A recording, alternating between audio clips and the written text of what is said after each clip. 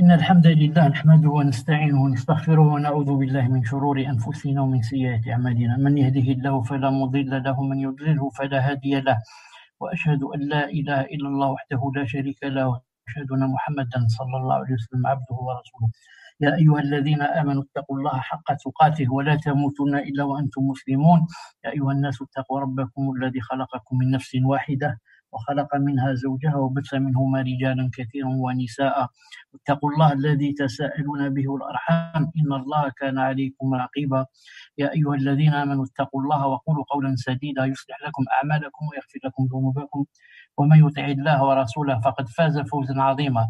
ألا إن أصدق الكلام كلام الله، وخير الهدي هدي محمد صلى الله عليه وسلم، وشر الأمور محدثاتها وكل محدثة بدعة وكل بدعة ضلالة وكل ضلالة في النار. حياكم الله عز وجل، ونتوكل على الله سبحانه وتعالى. بسم الله الرحمن الرحيم. بسم الله. Donc on commence avec le préambule comme d'habitude. Ceux qui ne sont pas sur le Zoom, qui patientent un peu, Inch'Allah Ta'ala. Donc voilà le livre Mukhtasar Sirat al-Nabi sallallahu alayhi wa sallam wa Sirat Ashabihi al-Ashra, résumé de la biographie du prophète islam et de ses 10 compagnons. Le Cheikh Abdel Ghani al-Maqdisi, rahimahullah ta'ala. Retranscription de B. Ben Youssef. Traduction des admins M. Kamal et H. Samir. Expliqué par votre grand frère M. Chalabi. وذكر فإن الذكرى تنفع المؤمنين. Et rappel, car le rappel profite aux croyants. Ceux qui sont croyants, ça leur profite bi'idhnillahi ta'ala. Donc veuillez ne pas utiliser la webcam dans le salon. Le rappel bi'idhnillahi ta'ala. Ça me gêne beaucoup au point où je ne peux pas voir. Samedi, donc 5 Rabi'a Thani 1442 de l'Hégire, soit 21 novembre 2020. Deuxième cours bi'idhnillahi ta'ala. On commence bi'idhnillahi subhanahu wa ta'ala. Donc, نسب رسول الله صلى الله عليه وسلم ونسب أمه وذكر مولده ورضعته ووفاة والديه. نعم. Donc, نعم. C'est نسبه صلى الله عليه وسلم. On commence يعني بنسبه صلى الله عليه وسلم. وسنرى أنه ينتهي إلى آدم عليه السلام. فهو أبو القاسم محمد بن عبد الله بن عبد المطلب بن هاشم بن عبد مناف بن قصي بن كلاب بن مرة بن كعب بن لؤي بن غالب بن فهر بن مالك بن النضر بن كنانة بن خزيمة بن مدركة بن إلياس بن مضر بن صديقفيس بن نزار بن معد بن عدنان بن أودد بن المقوم بن ناحور بن تيرح بن يعرب بن يشجب بن نابت بن إسماعيل. Donc, on est arrivé que le prophète sallam, c'est son affiliation à Ismaïl, بن إبراهيم خليل، نعم، خليل الرحمن، بن تارح وهو آزر، بن ناحور بن صاروع بن راعو بن فادخ بن عيبر بن شالخ بن أرفخشد بن سب بن نوح jusqu'à Nuh alayhi salam. Donc on n'est pas loin de Adam alayhi salam. بن لامك بن متوشلخ بن أخنوخ وهو إدريس النبي فيما يزعمون، وهو أول بني آدم. نعم، أعطي النبوة وخط بالقلم. بن يرد بن مهليل بن قينن بن يانش بن شيت بن آدم عليه السلام. آدم عليه السلام. Donc c'est la généalogie, la généalogie du messager alayhi salam, et celle de sa mère, ainsi que la mention de sa naissance, son allaitement et le décès de ses parents. Sa généalogie. Donc nous commençons par sa généalogie. Il est Abu al-Qasim, Muhammad ibn Abdillah, ibn Abd al-Muttalib, ibn Hashim, ibn Abd Manaf, ibn Qusay, ibn Kilab, ibn Murrah, ibn Ka'b, ibn Lu'ay, ibn Ghalib, ibn Fihr, ibn Malik, ibn al-Nazr, ibn Kinana, ibn Khuzayma, ibn Mudrika, ibn Ilyas, ibn Mudar, ibn Nizar, ibn Ma'd, ibn Adnan, ibn Udad, ibn al-Muqawwim, ibn Nahur, ابن طيرة ابن يعرب ابن يشخب ابن يشجب ابن نابت ابن إسماعيل عليه السلام. نعم. ابن إبراهيم. L'ami privilégié de tous miséricordieux. Ibn Tarih, qui est Azar, Ibn Nahor, Ibn Saru, Ibn Ra'u, Ibn Falih, Ibn Aybar, Ibn Shalih, Ibn Arfakhshad, Ibn Sam, Ibn Nuh alayhi salam, jusqu'à Nuh, Ibn Lamak, Ibn Mutawshalkh, Ibn Akhnouch et Idris, le prophète selon ce qu'il prétend. Et il est le premier fils d'Adam à qui on a donné la prophétie et qui a écrit avec la plume. Ibn Yarda, Ibn Mahdi, Ibn Qaynan, Ibn Yanash, Ibn Shit, Ibn Adam alayhi salam, jusqu'à Adam alayhi salat wa salam. هذا النسب ذكره محمد بن إسحاق بن يسار المدني في إحدى الروايات عنه، وإلى عدنان متفق على صحته من غير اختلاف فيه، وما بعده مختلف فيه. وقريش هو ابن فهر بن مالك، وقيل النضر بن كنانة. Cette généalogie a été évoquée par Mohammed ibn Ishaq ibn Yasar al-Madani dans une de ses narrations. Jusqu'à Adnan, il y a unanimité sur son authenticité sans aucune divergence. En revanche, après Adnan, pour ce qui suit, il y a divergence. Quraysh est le fils de Fihr ibn Malik, et d'autres ont dit qu'il est Nadr ibn Kinana. Ummuhu sallallahu alayhi wa sallam. Ummuhu sallallahu alayhi wa sallam. وأم رسول الله صلى الله عليه وسلم هي آمنة بنت وهب بن عبد مناف بن زهرة بن كلاب بن مرة بن كعب بن لؤي بن غالب. Sa mère sallallahu alayhi wa sallam, la mère du messager alayhi salam, est Amina bint Wahb ibn Abd Manaf ibn Zuhra ibn Kilab ibn Murra ibn Ka'b ibn Lu'ay ibn Ghalib. ولادته صلى الله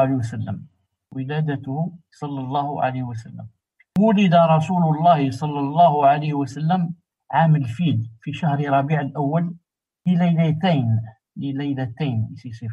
لليلتين خالة منه يوم الاثنين. وقال بعضهم بعد الفيل ب30 عاما، وقال بعضهم ب40 عاما، والصحيح أنه ولد عام الفيل. Sa naissance, sallallahu alayhi wa sallam. Le messager, sallallahu alayhi wa sallam, est né à la Mecque, l'année de l'éléphant. Quand on dit l'année de l'éléphant, ça veut dire l'année où Abraha a décidé de détruire la Kaaba. Zama, il peut détruire la Kaaba. Et il s'est passé ce qui s'est passé. L'histoire, c'est dans ألم ترى كيف فعل ربك بأصحاب الفيل ألم يجعل كيدهم في تضليل وأرسل عليهم طيرا أبابيل. C'était le lundi du mois de Rabi' al-Awwal. D'autres ont dit 30 ans après l'année d'éléphant. Subhanallah. Les autres, ils ont dit l'année d'éléphant. D'autres ont dit 30 ans après l'année d'éléphant, il est né. Et d'autres ont dit 40 ans après. Et la vie authentique est qu'il est né, sallallahu alayhi wa sallam, l'année de l'éléphant. C'est ça l'année de l'eau, l'année, Inch'Allah ta'ala, authentique. Les autres avis, sont très faibles, بإذن الله. وقد نقل الإجماع على هذا. وقد نقل الإجماع على هذا. طيب هنا ينفوت لحظة.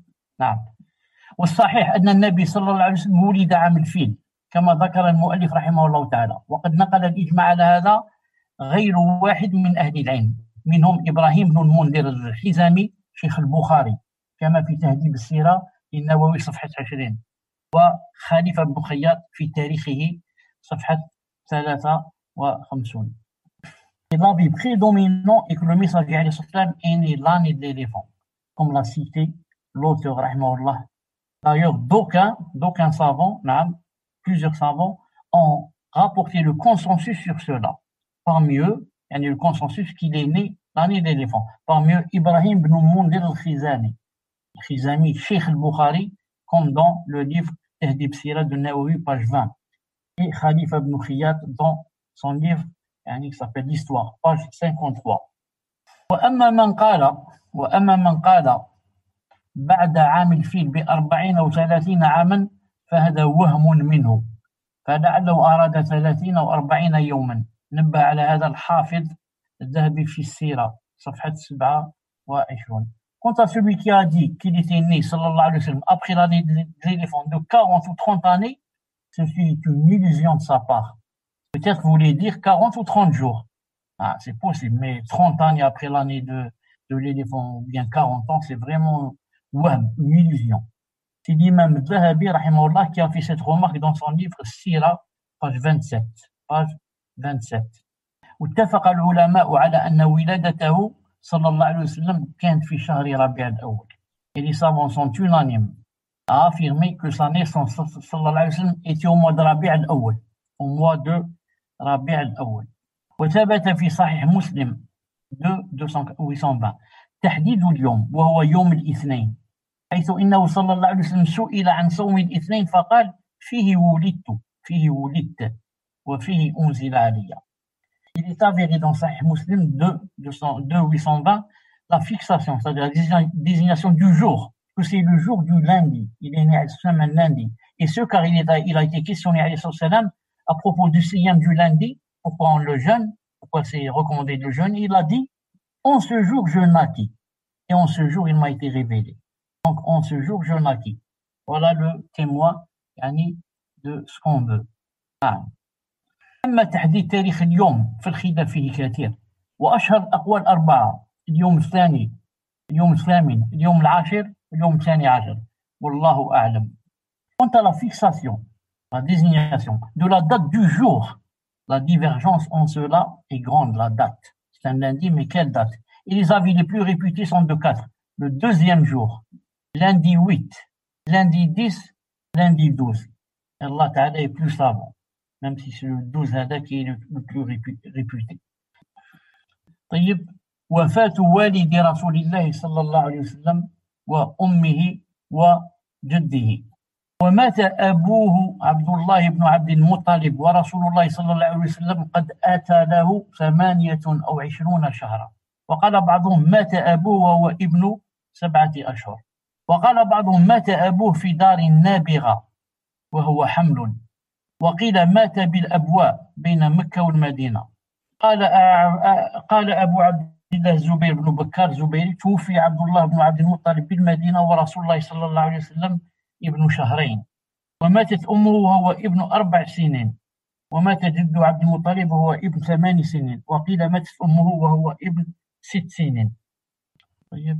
Le décès du père du messager sallallahu alayhi wa sallam, de sa mère et de son grand-père. Son père, Abdullah ibn Abd al-Muttalib, est mort alors que le messager venait d'avoir 28 mois. D'autres ont dit son père est mort alors qu'il avait 7 mois. D'autres ont dit son père est mort à Dar Nabira, alors que le messager était un fœtus. À Dar Nabira. D'autres ont dit son père est mort à Dar Nabira. Dar Nabira, c'est quoi? دار النابغة هي دار لأحد رجال بني النجار بالمدينة. دار النابغة, c'est une maison qui appartient à l'un des hommes de la tribu Bani Najjar qui se trouve à Médina. D'autres ont dit son père est mort à Al-Abwa, entre la Mecque et Médine. القول بأنه مات بالأبواء استغربه ابن جمعة. Et l'avis, cet avis qui dit que il est mort à Al-Abwa, dans cette ville Al-Abwa, استغربه ابن جمعة, le grand hafiz, il a trouvé que c'était un avis bizarre, le fait que le hafiz Abdelghani dise cette chose. وقال, il a dit, إن المشهور, l'avis le plus répandu, إن وفاته بدار النابغة, que sa mort c'était à Dar Nabira, la maison de Nabira بالمدينة Médine, عند أخواله, chez ses oncles, oncle maternel, بني عدي بن النجار. أبو عبد الله الزبير بن بكار الزبيري هادي عبد الله بن عبد المطلب, son père, est mort à Médine alors que le messager عليه الصلاة والسلام avait 2 mois.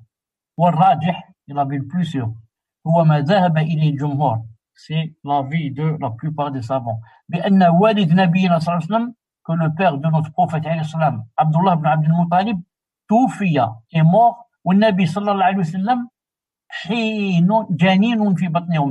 alors que le prophète se trouvait dans le ventre de sa mère. Donc quand il est mort, il était son père est mort, il était dans le ventre de sa mère. Et ça, c'est ce qui donne vraiment, ce qui renforce l'orphelinat du prophète sallallahu alayhi wa sallam. Et le porte et l'élève dans ses plus élevés maratib degrés, dans ses plus élevés degrés. Et Allah subhanahu wa ta'ala a dit Alam yajidka yatiman fa'awa, ne t'a-t-il pas trouvé orphelin, il t'a accueilli. وممن رجح هذا القول, et ceux qui ont penché à cet avis et ont décidé que ce soit leurs avis, c'est entre autres Ibn al-Qayyim, Ibn Kathir, al-Zahabi, Ibn Hajar ou Ibn al-Jawzi, et beaucoup même d'autres qui ont dit que quand son père sallallahu alayhi wa sallam est mort, le prophète sallallahu alayhi wa sallam se trouvait dans le ventre de sa mère. Sa mère est morte alors qu'il avait 4 ans. Son grand-père Abdul Muttalib est mort alors qu'il avait 8 ans. Donc tout jeune, il a perdu ses parents et subhanallah, sa mère et son grand-père aussi. D'autres ont dit sa mère est morte alors qu'il avait 6 ans. نعم. وفي الحديث أنه صلى الله عليه وسلم قال. وفي الحديث أنه صلى الله عليه وسلم قال. Dans le hadith que le prophète عليه الصلاة والسلام a dit استأذنت ربي أن أستغفر لأمي فلم يأذن لي واستأذنته أن أزور قبرها فأذن لي. رواه مسلم. وفي رواية عند أبي داود والنسائي أن رسول الله صلى الله عليه وسلم قال ذلك لدى إتيانه قبر أمه وأنه بكى وأبكى من حوله. Il est rapporté dans un hadith authentique que le prophète alayhi salam a dit j'ai demandé la permission à mon Seigneur d'implorer son pardon pour ma mère et il ne me l'a pas permis. Je lui ai demandé la permission de visiter sa tombe et il me l'a permis. Rapporté par Muslim. Donc le prophète alayhi salam a demandé à son Seigneur il l'a imploré pour le pardon de sa mère, pour pardonner à sa mère, mais il ne lui a pas permis. Il lui a demandé la permission de visiter sa tombe, il lui a permis. Donc c'est hadith sahih bi'idnillahi ta'ala. Dans une autre version chez Abi Daoud et Nasa'i, le messager sallallahu alayhi wa sallam, bien sûr, la page du livre et le tombe sont là, c'est pas la peine de les citer. Si quelqu'un les veut, il me les demande, je lui donne, pour gagner juste un peu de temps. Sinon, c'est Abu Daoud 3234 et Nasa'i, tombe 4, page 90. Mais je saute cela. Dans une autre version, donc chez Abi Daoud et Nasa'i, que le prophète sallallahu alayhi wa sallam a dit cela lorsqu'il se rendit à la tombe de sa mère et qu'il pleura et fit pleurer ceux qui l'entouraient. Subhanallah al-azim. Et voilà la preuve. Maintenant, on va donner la preuve du Coran. Que quoi? Que ce n'est pas permis de demander à quelqu'un qui est mort mort dans l'associationnisme, le shirk et le kufr, de demander alors à Allah subhanahu wa ta'ala de lui pardonner. S'il est vivant, ce mouchrik, si c'est un parent ou autre, on demande à Allah subhanahu wa ta'ala de le guider. Mais si Allah ta'ala ne l'a pas guidé et que la personne est morte sur le shirk, alors ce n'est plus permis de lui demander quoi, d'implorer le pardon pour lui, même si c'est un très proche. On va voir, Inch'Allah ta'ala, le dalil du Coran, la preuve du Coran. ما كان للنبي والذين آمنوا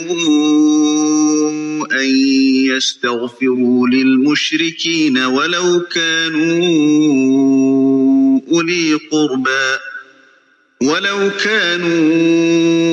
أولي قربى من بعد ما تبين لهم أنهم أصحاب الجحيم. Il n'appartient pas aux prophètes et aux croyants d'implorer le pardon en faveur des associateurs, fussent-ils des parents, alors qu'il leur est apparu clairement que ce sont les gens de l'enfer. Donc le prophète, sallallahu alayhi wa sallam, la personne la plus aimée par Allah Ta'ala, la personne la plus proche de lui. Et malgré cela, ça lui est pas permis d'implorer le pardon pour sa mère ou bien son père qui sont morts dans le shirk. Alors qu'en est-il les autres croyants? Qu'en est-il nous? On aime nos parents plus que le prophète les aimait. Et on est aimé chez Allah plus que le prophète, jamais. Et pourtant, lui, sallallahu alayhi wa sallam, ne lui est pas permis d'implorer le pardon. Alors qu'en est-il nous? Qu'en est-il nous? Et dans un hadith authentique, rapporté par Muslim, hadith numéro 203, أن رجلا قال يا رسول الله أين أبي؟ قال في النار فلما قام دعاه فقال إن أبي وأباك في النار. Un homme demanda au messager sallallahu alayhi wa sallam, où est mon père? C'est-à-dire au paradis ou bien en enfer? Il répondit au feu. Quand il tourna son dos pour partir, il l'appela sallallahu alayhi wa sallam et lui dit, mon père et ton père sont au feu. Allahu Akbar, rapporté par Muslim. Donc cet homme voulait comprendre où est son père. C'est pas bien de demander où est mon père, tu risques d'avoir une mauvaise réponse comme ici, hein, qui va te faire mal et va te rendre triste. Non, mauvaise par rapport à celui qui l'entend, pas par rapport à ce qu'a dit le prophète, car il ne dit que le haqq. Donc il demanda où est mon père, il lui répondit, il est Jahannam. Quand il tourna son dos pour partir, le prophète remarqua qu'il était vraiment triste. Alors il l'appela, il lui dit, mon père et ton père sont au feu. Ça veut dire, ne sois pas triste, tu n'es pas le seul. Moi qui suis la meilleure créature, mon père est au feu et au Jahannam. Alors, yani, ne sois pas attristé et affligé à cause de cela.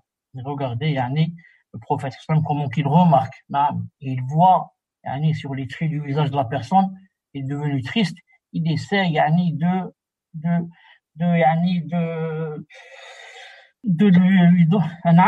le réconforter. Et de le réconforter, Inch'Allah Ta'ala, autant qu'il puisse, bi'idhnillah subhanahu wa ta'ala. Pourquoi? Car s'il va lui dire que mon père, moi, qui suis la meilleure créature, mon père est au feu. Donc toi, pourquoi tu vas t'affliger?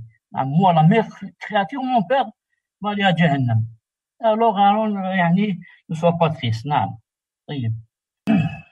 Et voilà d'autres hadiths que je n'ai pas traduits, mais عن أبي رزين رضي الله تعالى عنه قال قلت يا رسول الله. Donc d'après Abi Razin, un sahabi رضي الله تعالى عنه, il a dit قلت يا رسول الله, ô Rasulullah, ô prophète, أين أمي? Où est ma mère? Il a répondu sallallahu alayhi wa sallam, أمك في النار, ta mère est au feu. قال قلت, alors il a dit le sahabi, فأين من مضى من أهلك? Et toi, ya Rasulullah, où sont tes parents? Il a répondu, أما ترضى أن تكون أمك مع أمي? Tu ne te ravis pas de connaître que ta mère soit avec ma mère, que ta mère soit avec ma mère, c'est-à-dire les deux au feu. Donc, cette personne a demandé au prophète où est ma mère? Il lui a dit, au feu. Alors, il a su que ça va l'attrister, bien sûr, il lui a dit, ensuite, alors l'autre lui a dit, et toi, tes parents, où est-ce qu'ils sont? Ma mère va aller à Jahannam, et toi, ya Rasulallah, où vont aller tes parents? Alors il lui a répondu, ça te plaît pas, que de savoir que ta mère et ma mère seront ensemble au feu. Et ce hadith, sahahahu al-Albani, bishawaidihi fi Dilal al-Jannah 1-434. 1-344, عفوا 1-344. نعم. عن بريدة رضي الله تعالى عنه قال كنا مع النبي صلى الله عليه وسلم, on était avec le prophète صلى الله عليه وسلم, فنزل بنا ونحن معه قريب من الفراك. On était en voyage, il est descendu صلى الله عليه وسلم sa monture, donc pour qu'on se repose un peu. On était, il a dit, presque 1000, presque 1000 personnes avec lui, avec des montures. صلى ركعتين صلى الله عليه وسلم, il a prié 2 ركعات عليه الصلاة والسلام. ثم أقبل علينا بوجهه, ensuite il s'est tourné vers nous avec son visage, وعيناه تذرفان, et ses yeux en train de larmoyer après avoir prié 2 ركعات. فقام إلى عمر بن الخطاب ففاداه بالأب والأم. Alors Omar, quand il a vu ça, vite il s'est levé, il a dit, Ya Rasulallah, je sacrifie pour toi mon père et ma mère.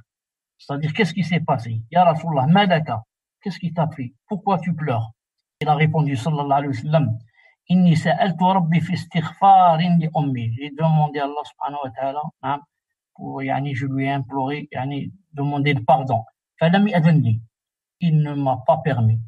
Fadama'at ayniya, alors mes yeux ont larmoyé, rahmatan laha, par miséricorde envers elle, minan nar, par rapport au feu où elle se trouve. Donc, le prophète sallallahu alayhi wa sallam, il prie, ensuite il pleure, quand il se rappelle que sa mère est au feu. Il a dit et demandé à Allah Ta'ala qu'il lui pardonne, mais il n'a pas accepté.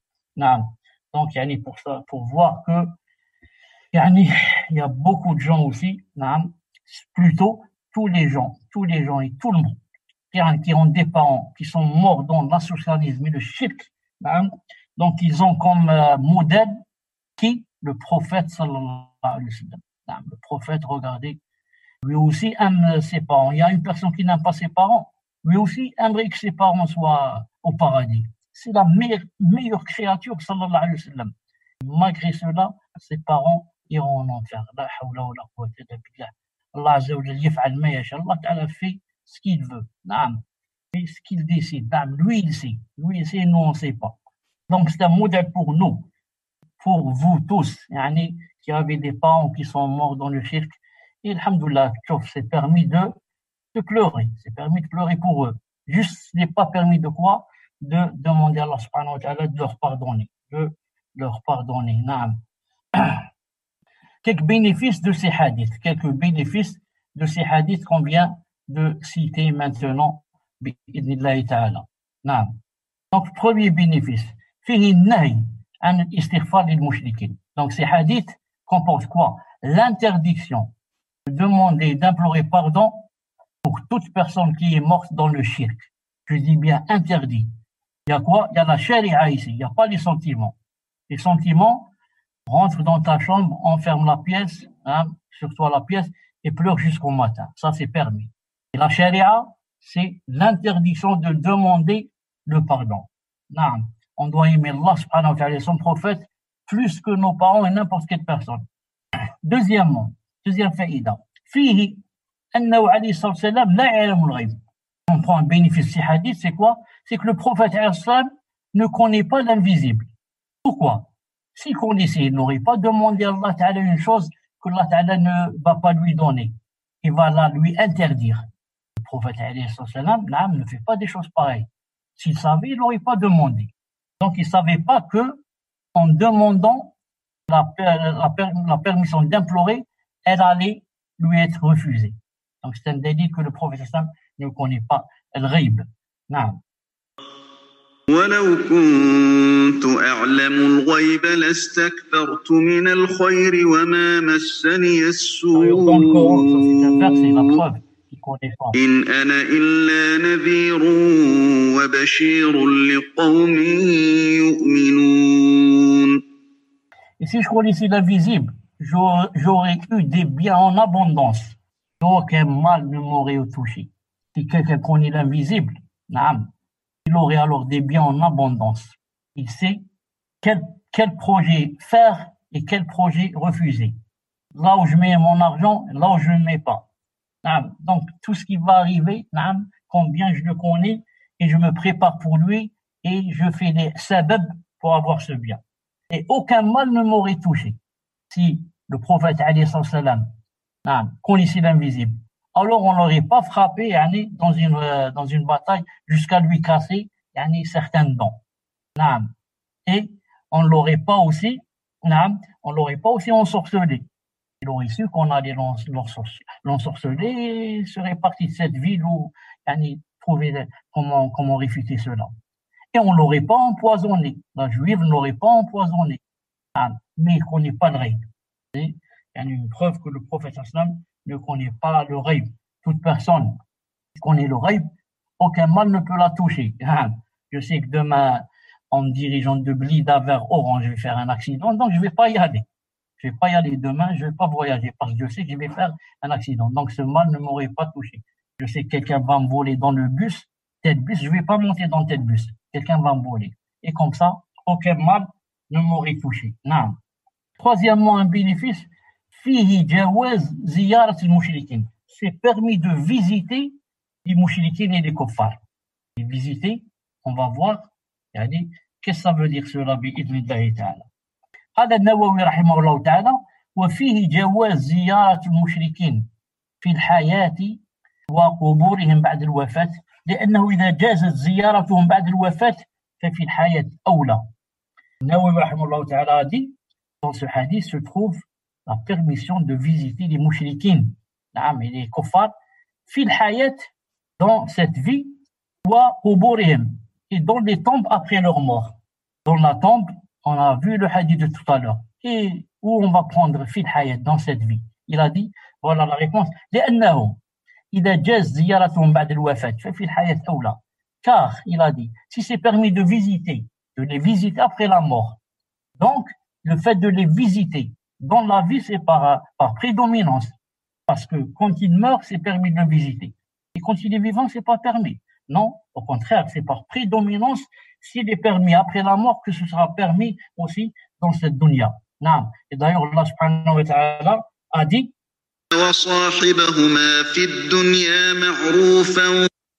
mais comporte-toi avec eux ici-bas de façon convenable. De façon convenable, c'est au moins de visiter un mouchrik, s'il fait partie par exemple des arham et des parents et de la famille. Et si maintenant c'est un étranger, c'est un mouchrik, c'est permis aussi de le visiter. Mais à condition de quoi? Le visiter, c'est pas pour lui demander de l'argent, lui demander de prêter la voiture, mais de le visiter pour lui faire la da'wa. Et si vraiment Allah subhanahu wa ta'ala fait un sabab, que tu sois un sabab pour que ce kafir devienne croyant et musulman à cause de toi, vraiment, comme a dit Ali ibn Abi Talib radiyallahu ta'ala anhu, comme le prophète a dit à Ali radiyallahu ta'ala anhu, la in yahdiya Allahu ala yadika ou bika rajulan khayr laka min humr na'am. Si Allah subhanahu wa ta'ala guide de ton sabab, c'est-à-dire face de toi un sabab pour être la guide d'une personne, c'est mieux que Humr al-Na'am, les chamelles rouges. Les chamelles rouges, il n'y en a pas beaucoup. Le chameau et la chamelle, tous ils sont à peu près jaunes ou beige ou quelque chose comme ça, ou marron. Mais rouge, c'était vraiment celui qui possédait une chamelle rouge. Vraiment, c'était extraordinaire. Donc il a dit, c'est mieux que les chamelles rouges si Allah subhanahu wa ta'ala guide quelqu'un de ta part. Donc si maintenant je vais visiter un mouchrik, mais pour lui faire da'wa, ça c'est masha'Allah. Mais si je vais le visiter à cause de la dunya, à cause qu'il me prête sa voiture, alors là, c'est pas la peine. ثم تولى حضانته أم أيمن الحبشية واسمها بركة وكانت به برة رحيمة ولما تزوج صلى الله عليه وسلم بأم المؤمنين خديجة اعتقها وكان يصلها ويحسن إليها ويتلطف معها حتى أنها كانت تعامله معاملة الأم لولدها فربما أعطته الطعام فلم يأكله فتتسخط لذلك وتبالغ في أمره بالطعام. نعم. Puis c'est Ayman, l'Habashiyya d'Éthiopie, qui se chargea de sa garde. Son nom est Baraka. Elle était bienfaisante et miséricordieuse. Quand le prophète sallallahu alayhi wa sallam se maria à la mère des croyants Khadija, il l'a franchi cette Ayman. Il entretenait le lien avec elle. Il faisait preuve de bienfaisance et de douceur à son égard. Elle se comportait envers lui telle une mère avec son enfant. Il arrivait qu'elle lui donne la nourriture, puis qu'il ne la mangeait pas, alors elle s'irritait de cela et insistait en lui ordonnant de manger. Tellement elle éprouvait envers lui de l'affection et d'aimer. Naam. رضعه صلى الله عليه وسلم وأرضعته صلى الله عليه وسلم ثويبة جارية أبي لهب وأرضعت معه حمزة بن عبد المطلب وأبا سلمة عبد الله بن عبد الأسد المخزومي أرضعتهم بلبن ابنها مسروح وأرضعته حليمة بنت أبي ذؤيب السعدية son allaitement sallallahu alayhi wa sallam. Il sallallahu alayhi wa sallam fut allaité par Thuwayba, qui était l'esclave de Abu Lahab. Subhanallah al-Azim, l'esclave de Abu Lahab, qui a allaité le prophète sallallahu alayhi wa sallam. Naam. Avec le prophète alayhi wa sallam, elle allaita également Hamza ibn Abd al-Muttalib. Donc Hamza, c'est en même temps aussi son frère de lait. Et Abu Salama Abdullah ibn Abd al-Asad al-Makhzoumi. Celui-là aussi, c'est le frère du prophète sallallahu alayhi wa sallam de lait par allaitement. Elle les allaita avec le lait correspondant à la période d'allaitement de son fils Masrouh. Donc Masrouh aussi, c'est le frère du prophète sallallahu alayhi wa sallam et de ces deux-là, radiyallahu ta'ala anhum, de lait. Ils ont tous bu du lait de Thouwayba quand elle était en train d'allaiter Masrouh. Le prophète sallallahu alayhi wa sallam fut également allaité par Halima bint Abu Dhu'ayb al-Asadiyya. Le prophète sallallahu alayhi wa sallam fut également allaité par Halima bint Abu Dhu'ayb al-Sa'diyya. أثناء مكث النبي صلى الله عليه وسلم في بادية سعد جهة الطائف عند مرضعته حليمة السعدية وقعت معجزة عظيمة يبينها ما رواه مسلم في صحيحه حديث 261. نعم. عن أنس بن مالك رضي الله تعالى عنه أن رسول الله صلى الله عليه وسلم أتاه جبريل عليه السلام وهو يلعب مع الغلمان فأخذه فصرعه فشق عن قلبه فاستخرج القلب فاستخرج منه علقة فقال هذا حظ الشيطان منك ثم غسله في طست من ذهب بماء زمزم ثم لأمه أي جمعه وضم بعضه إلى بعض ثم أعاده إلى مكانه. Dans la période où le prophète sallallahu alayhi wa sallam résidait dans la campagne de la tribu des Saad, du côté de Taïf, chez sa nourrice Halima Sa'diya, un miracle grandiose se produisit. Ce dernier est mis en évidence parce qu'a rapporté Muslim dans son Sahih, hadith numéro 261. D'après Anas ibn Malik, radiyallahu ta'ala anhu, que Jibril alayhi salam vint au messager alayhi salam tandis qu'il jouait avec les enfants. Il le prit, l'assomma, lui ouvrit sa poitrine, ôta son cœur, en sortit une adhérence, puis a dit cela est la part d'influence du shaitan sur toi ou bien en toi. Ensuite, il le lava, c'est-à-dire le cœur, avec de l'eau de Zamzam dans un récipient en or. Puis il le rassembla en un tout et enfin il le remit à sa place dans sa poitrine. Allahu Akbar. Est-ce que vous connaissez un chirurgien, un grand professeur qui peut faire cela? Il peut ouvrir la poitrine, ôter le cœur, ensuite en sortir quelque chose du cœur et le laver avec Zamzam, etc., dans des récipients, ensuite le remettre à sa place. Tout le monde sait que si on va faire la chirurgie du cœur, le cœur doit être toujours en relation avec beaucoup de choses pour que il ne s'arrête pas.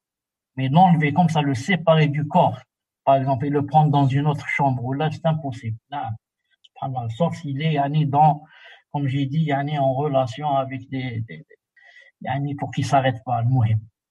Mais Jibril alayhi salam, il a été envoyé par Allah subhanahu wa ta'ala. Il l'assomma, lui ouvrit sa poitrine, ôta son cœur. Il sortit l'adhérence, puis a dit cela est la part d'influence du shaitan sur toi. C'est pour cela que le prophète alayhi salam, le shaitan ne pouvait pas influer sur lui, ne pouvait pas avoir d'impact sur lui. D'ailleurs, il a dit dans un hadith, sallallahu alayhi wa sallam, dans un hadith authentique, lorsqu'il a parlé du shaitan, etc., on lui a dit, même toi, ton shaitan, il fait des mashakil. Il a dit non, sauf mon shaitan. Il a dit, Allah subhanahu wa ta'ala m'a aidé, m'a aidé et aslam. Alors maintenant, aslam, il y a une grande divergence. Qu'est-ce que ça veut dire aslam? Il a a'anani ali fa aslam. Est-ce que aslam, ça veut dire ou bien il est devenu croyant, musulman, aslam, on dit foulan, x aslam, il est devenu croyant, musulman. Ou bien est-ce que, ici, le verbe, son sujet c'est moi, c'est pas le shaitan, c'est-à-dire que Allah Ta'ala m'a aidé contre lui, fa aslam, c'est-à-dire moi, j'en sors indemne, il ne me fait pas de mashaki, c'est moi qui aslam, c'est pas shaitan, c'est-à-dire le zamir ici ne revient pas vers shaitan, mais revient vers le prophète sallallahu alayhi wa sallam. Donc, il y a une grande, comment on dit, divergence ici. Si on dit aslam, c'est shaitan, aslam, ça veut dire il est devenu croyant, il ne lui fait plus de mal, et il n'a plus d'impact sur lui, il ne fait que du bien. Si on dit c'est le prophète aslam, donc c'est lui qui aslam et ce n'est pas le shaitan. De toute façon, même si on prend les deux à la fois, c'est possible. Le shaitan aslam est devenu croyant, musulman, et le Nabi alayhi salam lui aussi aslam, alhamdoulilah, il ne peut plus lui faire de mal. Il ne peut plus faire. Et le fait de dire que c'est, regardez ce hadith, il dit la part d'influence. Le shaitan, il lui a enlevé, Jibril alayhi salam a enlevé du cœur du prophète la part d'influence pour que le shaitan ne puisse plus influencer sur lui. Et ce hadith donc explique l'autre. Et ça prouve quoi? Que nous tous, on a cette adhérence dans le cœur qui est la part du shaitan. La part du shaitan. Juste, ce qu'il faut, c'est ne pas le laisser influencer. Lui, il vient parce qu'il a sa part, il veut influencer, toi tu l'arrêtes. Mais comme ça, lire le Coran, il demande de faire des doigts, etc. Mais si tu dors et tu deviens insoucieux, tu laisses le shaitan faire ce qu'il veut, c'est lui qui va guider et avoir le dessus sur la personne. Allah Ta'ala nous préserve. وجاء الغلمان يسعون إلى أمه ظئره أي مرضعته فقالوا إن محمدا قد قتل فاستقبلوه وهو منتقع أي متغير اللون. قال أنس وقد كنت أرى أثر ذلك المخيط في صدره أنه كان يرى أثر الغرزات والخياطة في صدر النبي صلى الله عليه وسلم. وهذه الحادثة المعجزة وقعت لرسول الله صلى الله عليه وسلم حوالي 4 أو 5 سنين. Alors les enfants s'empressèrent d'aller chez sa mère de lait, c'est-à-dire sa tutrice, et lui dire Mohammed a été tué. Quand ils ont vu quelqu'un l'assommer, etc. Alors ils se dirigèrent vers lui et entre-temps sa couleur avait changé. Anas a dit certes, je voyais la trace de cette cicatrice sur la poitrine du prophète sallallahu alayhi wa sallam. C'est-à-dire qu'il voyait les points de suture et les traces de la cicatrice sur la poitrine du prophète sallallahu alayhi wa sallam. Subhanallah al-azim.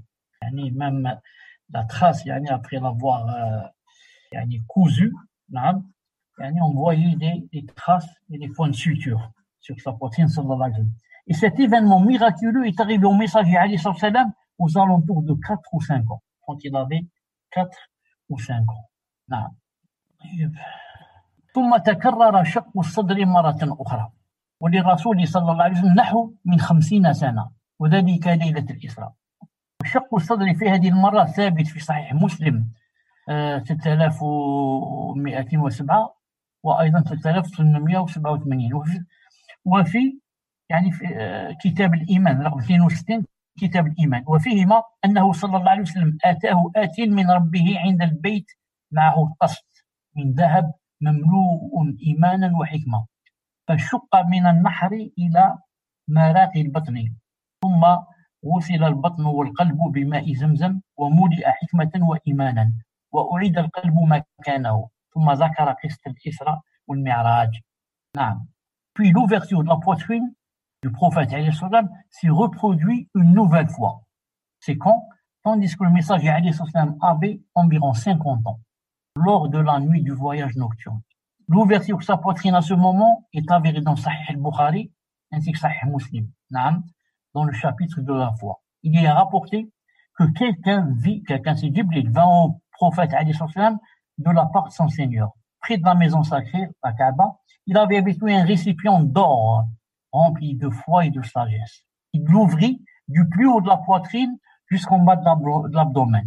Il lui lava le ventre et le cœur avec l'eau de Zamzam et le remplit de sagesse et de foi.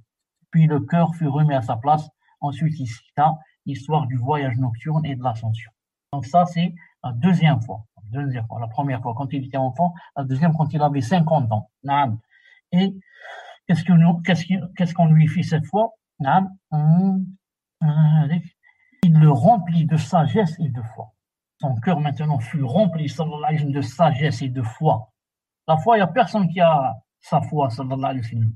Au plus haut degré, au summum. Au summum, c'est lui sallallahu alayhi wa sallam. Et de sagesse aussi. Quand il parle sallallahu alayhi wa sallam, toutes ses paroles sont de la sagesse pure. Subhanallah al-azim. Tout cela, c'est venu un don d'Allah subhanahu azza wa jalla. قال الحافظ ابن حجر رحمه الله تعالى في الفتح وثبت شق الصدر أيضا عند البعثة كما أخرجه أبو نعيم في الدلائل. ولكل منهما حكمة. فالأول وكان زمن طفولية فنشأ على أكمل الأحوال من العصمة من الشيطان، حيث استخرج من قلبه أو استخرج من قلبه حظ الشيطان منه. ثم وقع شق الصدر عند البحث زيادة في إكرامه، يتلقى ما يوحى إليه بقلب قوي في أكمل الأحوال من التطهر. ثم وقع شق الصدر عند إرادة العروج إلى السماء، يتأهب للمناجاة. ويحتمل أن تكون الحكمة في هذا الغسل لتقع المبالغة في الإسباغ بحصول المرة الثالثة كما تقرر في شرعه صلى الله عليه وسلم. نعم. الحافظ ابن حجر رحمه الله تعالى a dit, il a également été authentiquement rapporté l'ouverture de la poitrine au moment où il a été envoyé comme prophète sallallahu alayhi wa sallam, c'est-à-dire la deuxième fois, comme l'a été recueilli par Abu Nu'aym dans Dalaïl.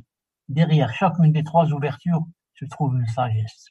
Quant à la première sagesse, la première ouverture qui est survenue à la période de l'enfance, survenue avec eux, elle a été une cause qui grandisse de la meilleure des manières en étant propagée du shaitan. Donc la première, quand il avait 4 ou 5 fois, on lui a ouvert la poitrine, et c'était pourquoi? Pour qu'il soit protégé du shaitan. En effet, on a ôté de son cœur la partie d'influence du shaitan qu'il avait en lui.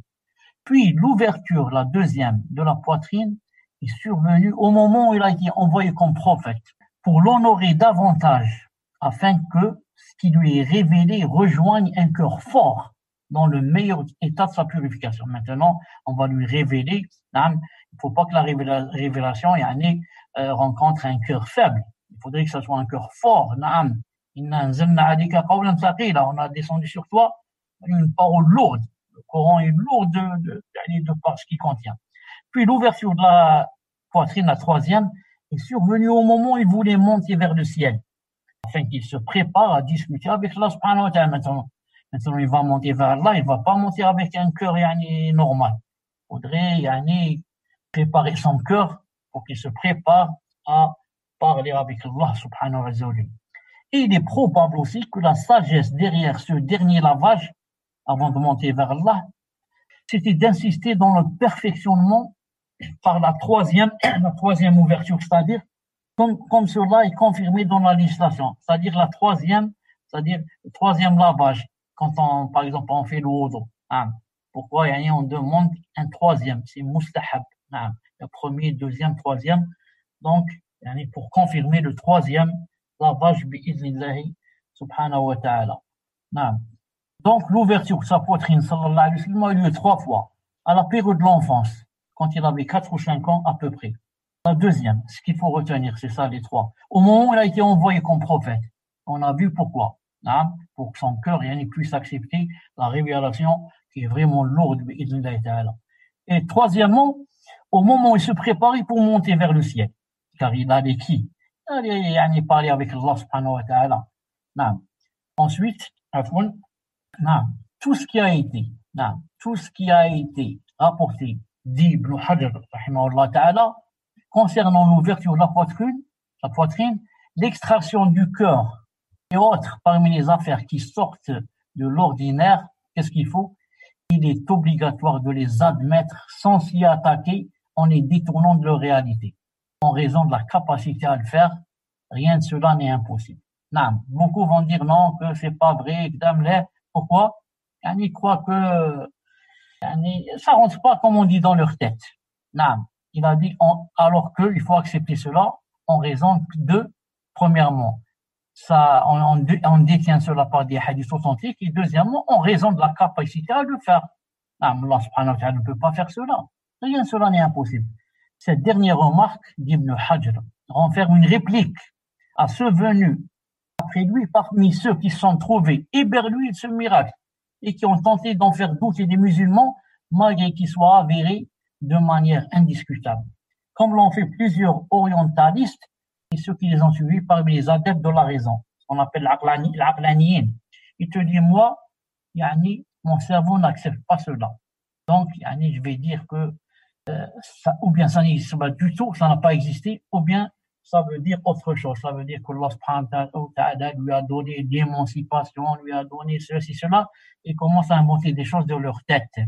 Comme ceux qui n'ont pas accepté, par exemple, que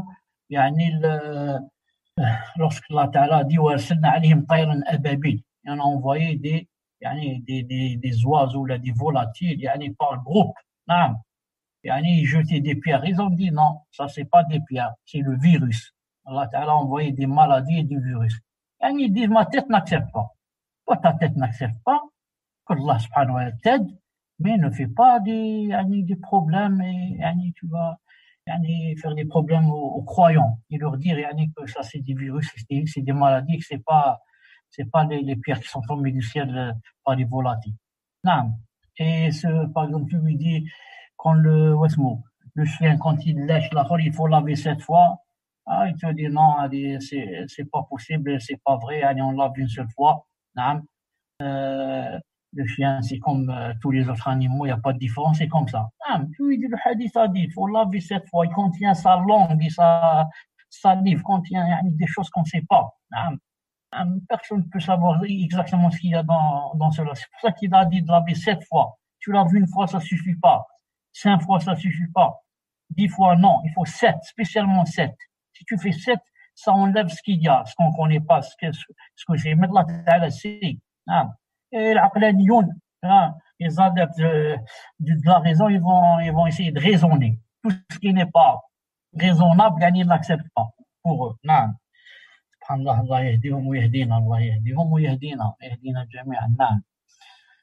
Maintenant, vous avez deviné, Inch'Allah Ta'ala, on est arrivé à la fin du cours, bi'idhnillah subhanahu wa ta'ala, du livre Mukhtasar, à la fin du cours d'aujourd'hui, bi'idhnillah subhanahu wa ta'ala, la date du prochain cours sera communiquée bi'idhnillah ta'ala sur Twitter, et sur mon site d'abord, et sur Twitter, et sur Telegram, Inch'Allah Ta'ala. Donc, sur ce, on se quitte et rendez-vous le prochain cours bi'idhnillah ta'ala.